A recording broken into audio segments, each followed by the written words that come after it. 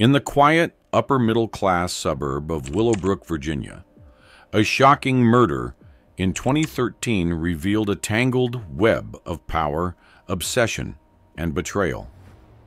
Judge Aaron Caldwell, a revered figure in the courtroom, was found dead under circumstances so dark and twisted that the community's image of him would be forever shattered. Beneath his stoic persona lay a dangerous secret, a clandestine affair with 20-year-old college student Sophia Lane. This story unravels the events leading to Caldwell's death, filled with twists, deceit, and a chilling climax. On the morning of September 4th, 2013, Aaron Caldwell's wife, Elise, made a frantic 911 call from their stately home. Her voice was shaky, her words barely coherent, as she reported finding her husband unresponsive in his study. When police arrived, they were met with a gruesome scene. Caldwell's lifeless body slumped in his leather chair, a bullet wound to his temple. The firearm, a sleek revolver, lay on his desk, meticulously wiped clean. Initially ruled a suicide, detectives noticed inconsistencies in the crime scene. The angle of the shot, traces of a struggle, and the distinct absence of gunshot residue on Caldwell's hands. The case was reclassified as a homicide, sending shockwaves through Willowbrook. Aaron Caldwell's reputation was pristine, a towering figure in the courtroom of Willowbrook, Virginia. His every decision was seen as a testament to justice. He was 52 years old, dignified, and meticulous. Behind the bench, his word carried weight. His presence was commanding, and his judgments rarely questioned. To the public, he was the embodiment of integrity. But beneath his polished exterior lay a man deeply dissatisfied with his life. Aaron's personal life told a different story. He had been married for 25 years to Elise, a woman of grace and poise. Elise Caldwell was adored by the community, hosting fundraisers and giving her time to charitable causes. But their marriage was far from perfect. Over the years, their connection had dulled. They barely shared the same bed anymore, their conversations reduced to discussions about schedules and events. To Aaron, Elise's world revolved more around appearances than intimacy. By 2011, he had begun to retreat into himself, seeking fulfillment elsewhere. When Aaron met Sophia Lane in the spring of 2012, he was smitten by her energy. It happened during a mentorship program at the local university, where he had been invited to speak about legal ethics. Sophia stood out from the sea of young faces, not for her academic questions, but for her charisma. At 20, Sophia carried a quiet determination and a hunger for something more. She was studying political science and aspired to attend law school, though her financial struggles had cast doubt on her future. Sophia had grown up in a modest household. Her father left when she was a child, and her mother juggled multiple jobs to provide for her and her younger brother. Watching her mother's exhaustion fueled Sophia's ambitions. She vowed to escape the cycle of poverty. But the weight of responsibility shaped her. She worked part-time jobs while studying, skipping meals to save money. To those who knew her, she seemed endlessly driven. But her closest friends saw the cracks. Sophia often confided that she was tired of being invisible, of constantly working without reward. Aaron's attention changed everything. To Sophia, he represented the life she dreamed of: stability, power, and a way out of struggle. Their relationship started innocently enough, a professional exchange of advice and guidance. But as weeks turned into months, their meetings became private, secretive. Aaron offered her career advice and took an interest in her aspirations.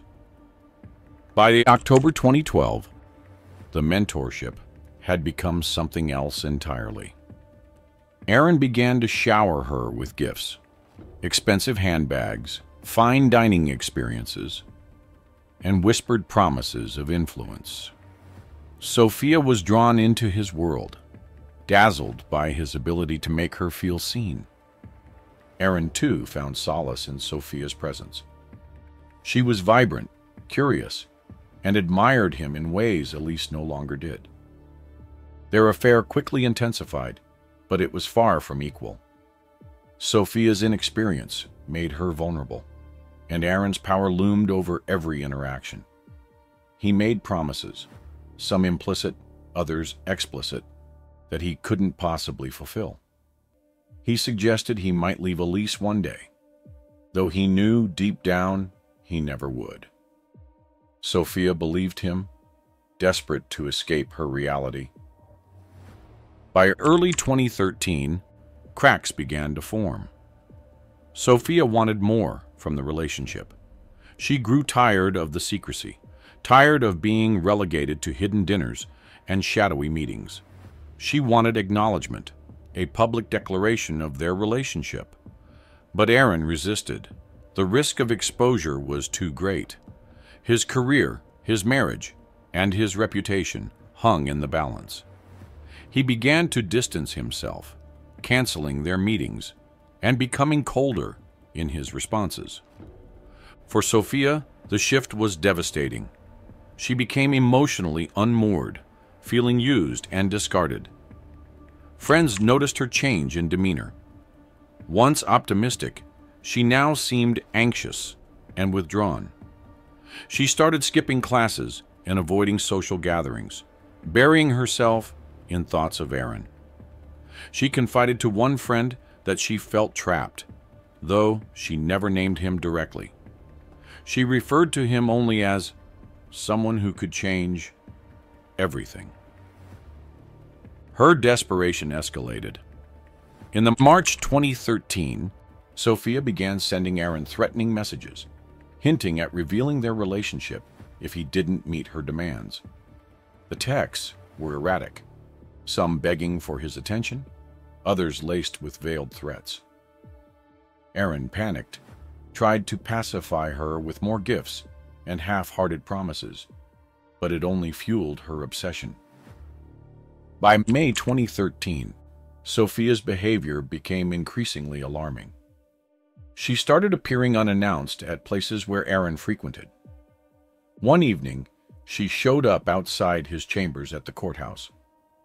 Staff members noticed her loitering but dismissed her as just another student seeking guidance. When Aaron saw her, his frustration boiled over. He ushered her away, but their interaction was tense, drawing curious stares from onlookers. It was a small crack in the facade he had carefully built. Sophia's obsession began to seep into other aspects of her life. Her grades plummeted, and she started missing shifts at her part-time job. Friends were concerned, but didn't know how to help. Then came the charity gala in June 2013, an event that would bring her desperation to a fever pitch. Aaron attended the gala with Elise, a dazzling affair held at the Willowbrook Country Club. Sophia arrived uninvited, dressed in a gown she couldn't afford, blending into the crowd with unnerving ease. She approached Elise under the guise of seeking internship advice, asking pointed questions about Aaron's work and home life. To the casual observer, it was a harmless conversation, but Aaron saw through it immediately. When their eyes met across the room, a chill passed between them. He pulled Sophia aside, and though their conversation was private, witnesses noticed her leaving the event in tears. By July 2013, Sophia's desperation had turned into something darker. She began documenting their affair, collecting photographs, emails, and gifts as leverage.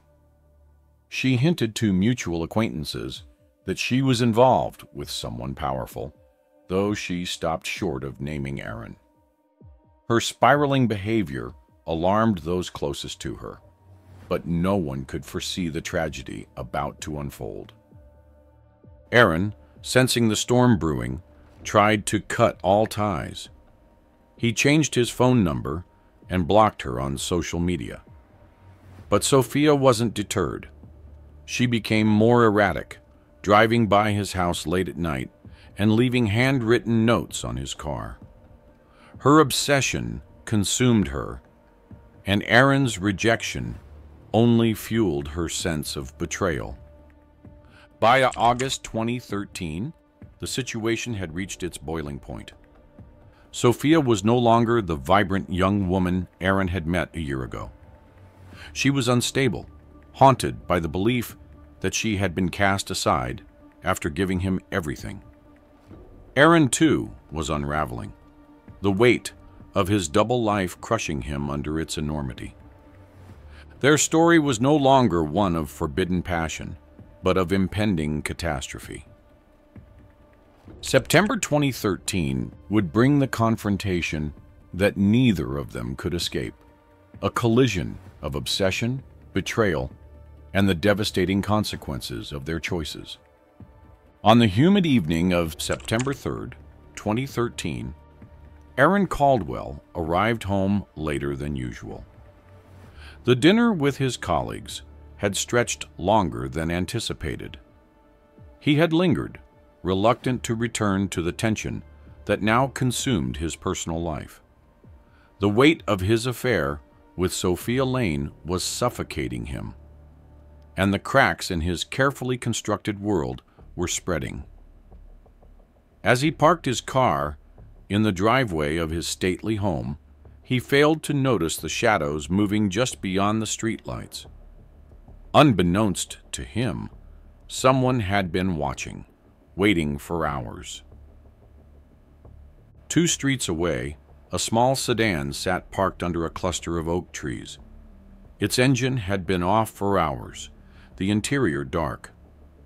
Inside, Sophia Lane sat gripping the steering wheel, her heart pounding. She had been there since 8:30 p.m., stewing in a storm of emotions, anger, heartbreak, and desperation.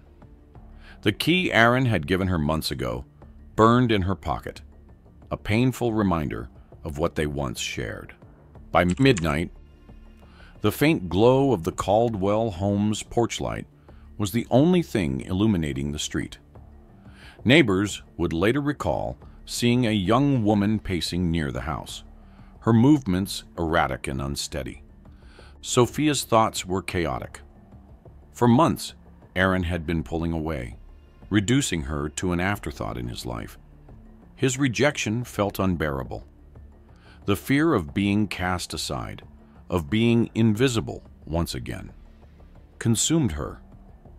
She couldn't bear the idea of him retreating to the safety of his marriage while she was left to pick up the pieces of her shattered dreams.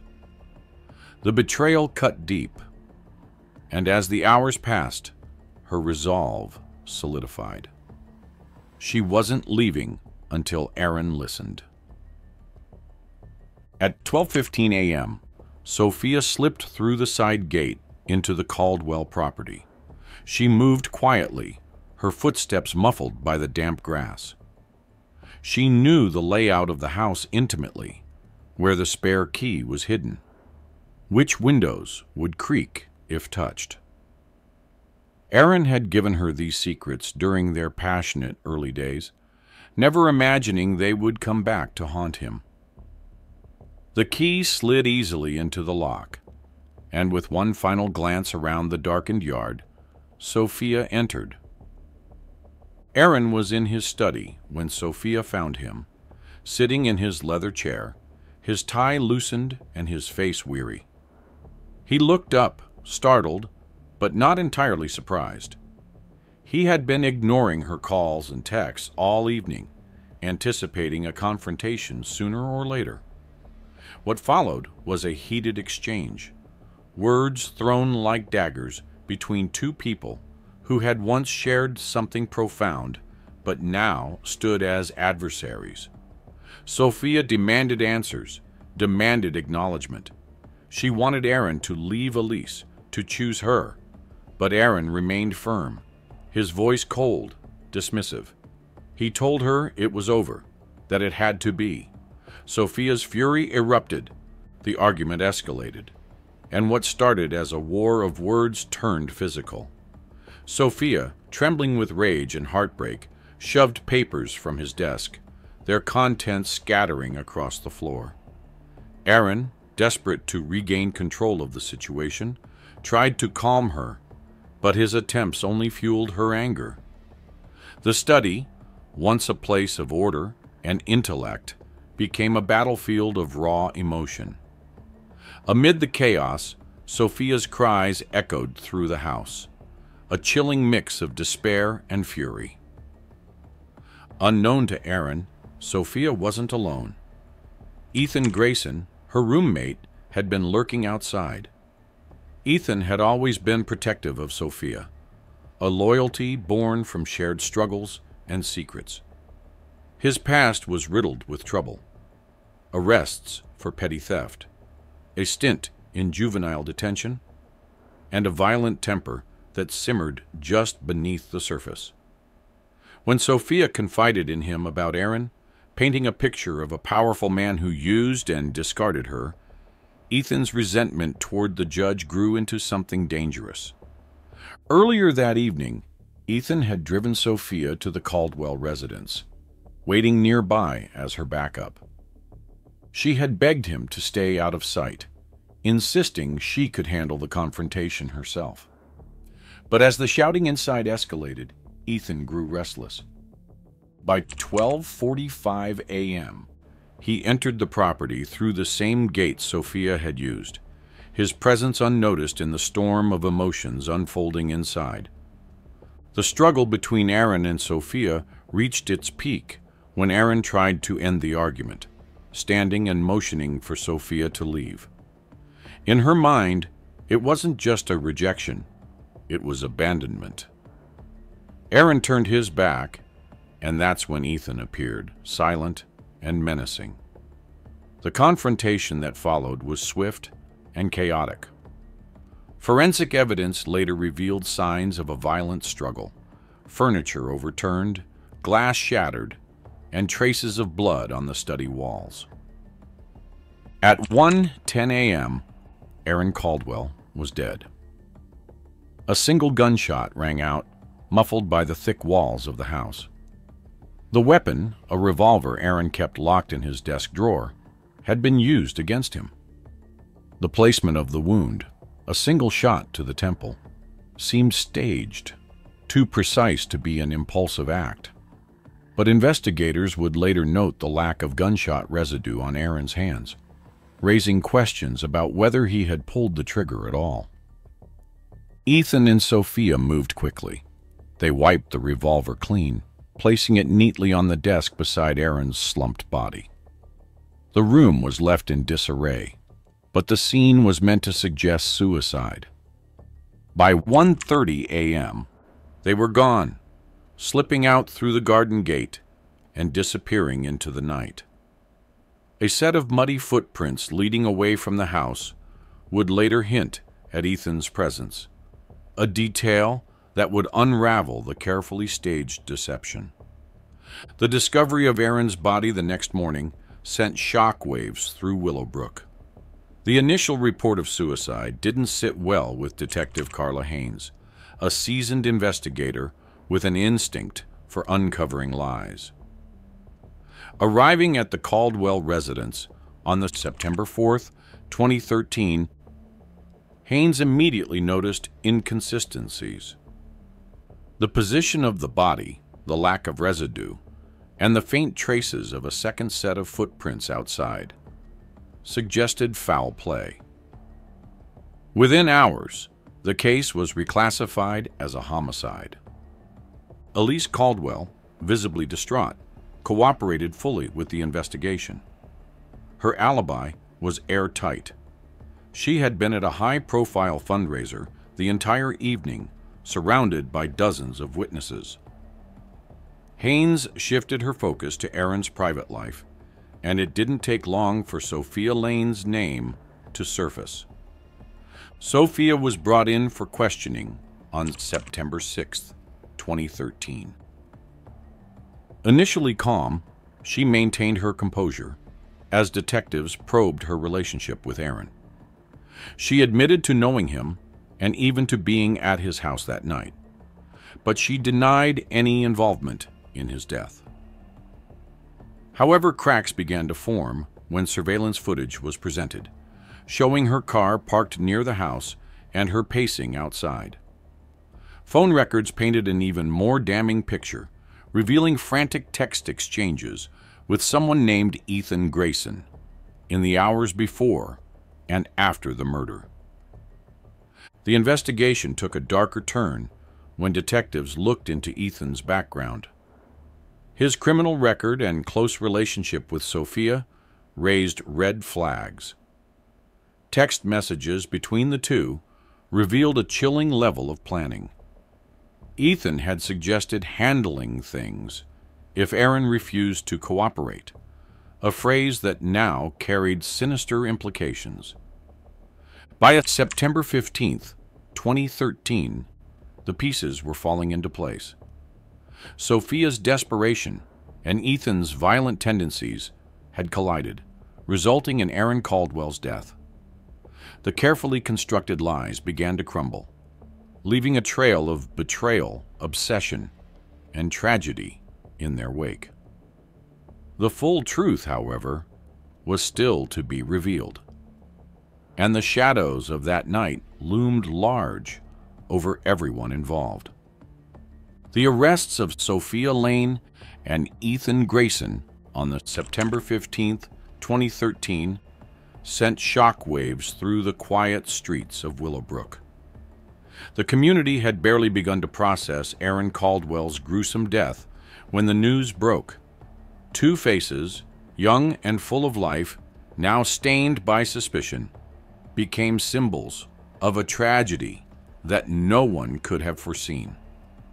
Detective Carla Haynes led the operation with a sense of grim purpose. The evidence had piled up relentlessly over the past 2 weeks. Surveillance footage, phone records, and forensic analysis painted a damning picture of the night Aaron Caldwell died.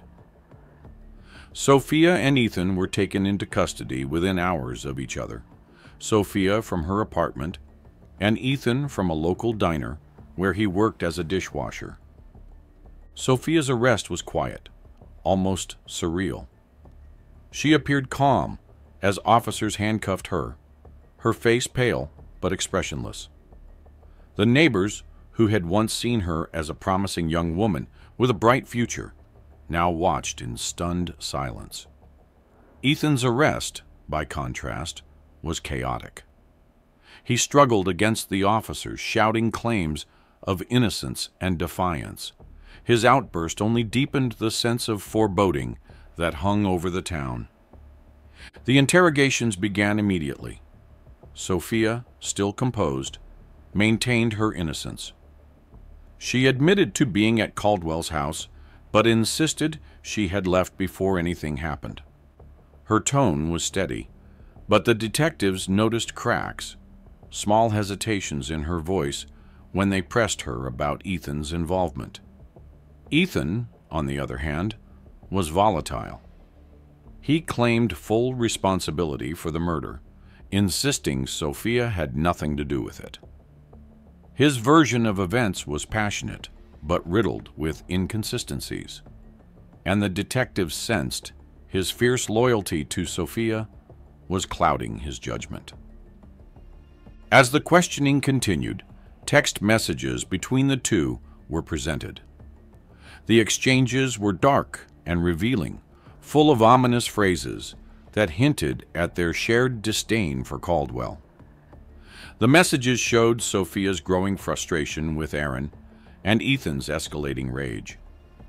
Ethan repeatedly offered to take care of it, And while Sophia never explicitly agreed, her failure to stop him raised questions about her intent. When confronted with the texts, Sophia's calm began to unravel. The detectives observed her eyes darting nervously, her breath shallow. Ethan, however, doubled down on his claims of acting alone, his words almost desperate. He painted himself as a protector, someone who had stepped in to shield Sophia from Caldwell's alleged abuse. But the investigators weren't convinced. The precision of the crime and the carefully staged scene suggested a plan, one that required the collaboration of two people. The arrests marked the beginning of a long and grueling legal battle that would reveal the depth of obsession, betrayal, and misplaced loyalty between Sophia and Ethan.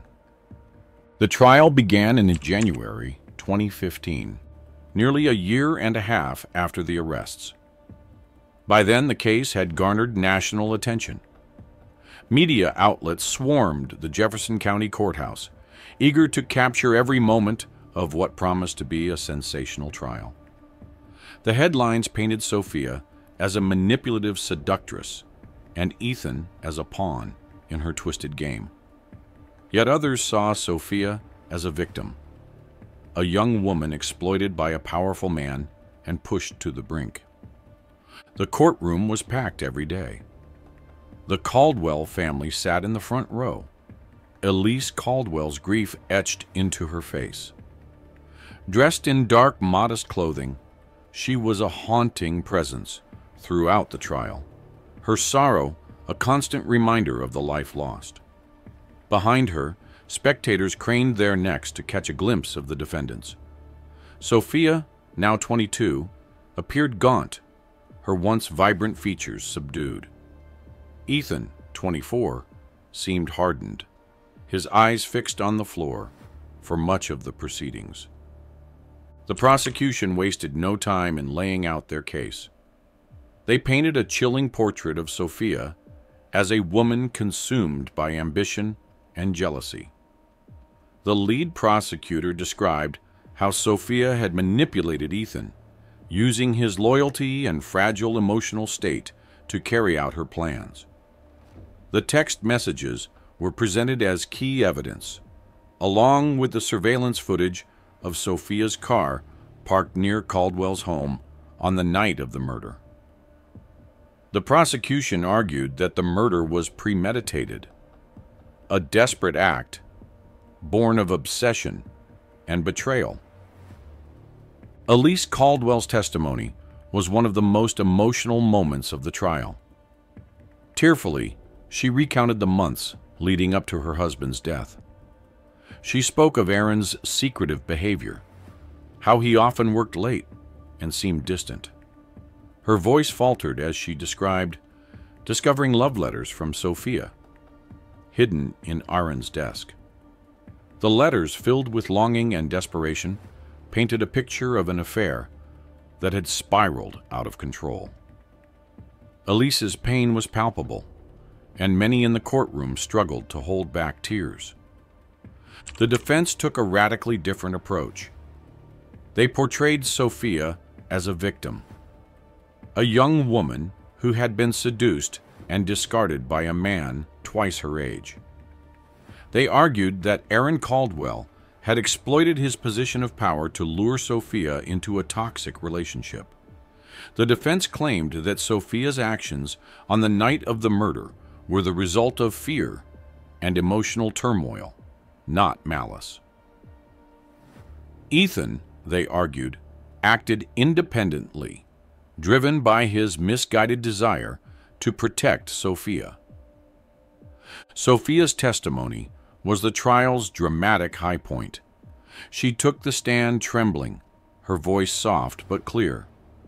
She described her relationship with Caldwell as intoxicating but suffocating, detailing how he had promised her a future he never intended to deliver.